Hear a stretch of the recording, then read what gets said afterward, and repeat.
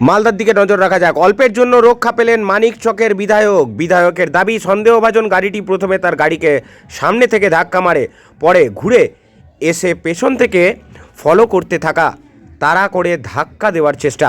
অল্পের জন্য রক্ষা পেলেন মানিকচকের বিধায়ক। অল্পের জন্যে রক্ষা পেলেন মানিকচকের বিধায়ক সাবিত্রী মিত্র।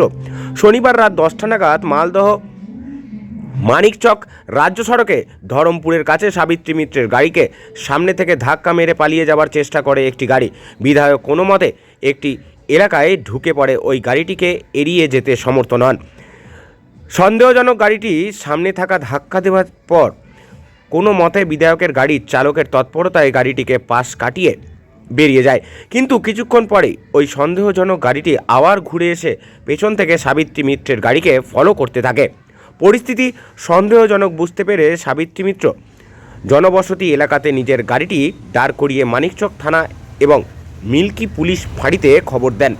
সন্দেহজনক গাড়িটির খোঁজে পুলিশ তল্লাশি চালাচ্ছে। সাবিত্রী মিত্র বলেন, মানিকচকে একটি বড় খেলা ছিল, সেখানে কাজ সেরে ফিরছিলাম। ধরমপুরের কাছে একটি গাড়ি আমাদের গাড়িকে প্রচণ্ড জোরে সামনে থেকে ধাক্কা মারে। আমাদের ড্রাইভার কোনো রকমে আমাকে বাঁচিয়ে দেন। তারপর দ্বিতীয়বার দেখি সেই গাড়িটি আমার পেছনে চলে আসে। আজ একটা বড় ঘটনা ঘটে যেত পারত। কি বলছেন সাবিত্রী দেবী অবশ্যই শোনাবো আপনাদেরকে। পরবর্তী খবরের জন্য অবশ্যই চোখ রাখুন ডেলি নিউজ কলকাতার পর্দায়। মালদা থেকে সুপ্রিয় বড়মানিকের রিপোর্ট, ডেলি নিউজ কলকাতা।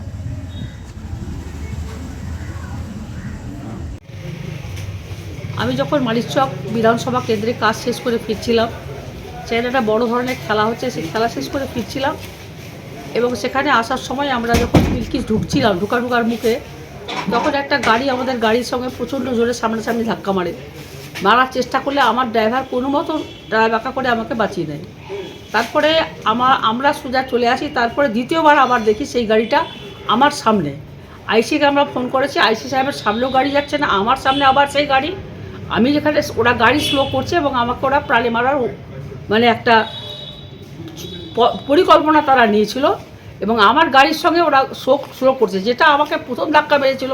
আমি ভেবেছি হয়তো কোনো রকম হতে পারে, চলে গেছে, কিন্তু সেটা হয়নি এবং আমার প্রাণটা সংশয়ের মধ্যে মানে আমার প্রাণটা নিয়ে আমি এখন ভাবছিলাম যে আজকে একটা ইনসিডেন্ট ঘটতো।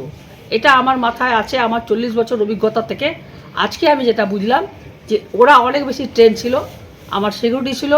আমি দাঁড়া আইসিকে বলি এবং তৎক্ষণাৎ আমি আমার গাড়ি ওর গাড়ি যখন আমার গাড়ির সামনে দেখি, ফিরে গিয়ে আমি আবার নিজের এলাকার দিকে আমার থানার দিকে চলে যাই এবং আমাদের আইসি, ইংলিশ বাজার আইসি, আমাদের এসপি সাহেব সবাই মিলে তৎপরতার সঙ্গে আমাকে ওনারা করে বার করে দিয়েছেন। আমি বাড়িতে আছি, কিন্তু এখন অবধি গাড়িটাকে ওরা খোঁজাখুঁজি করছে।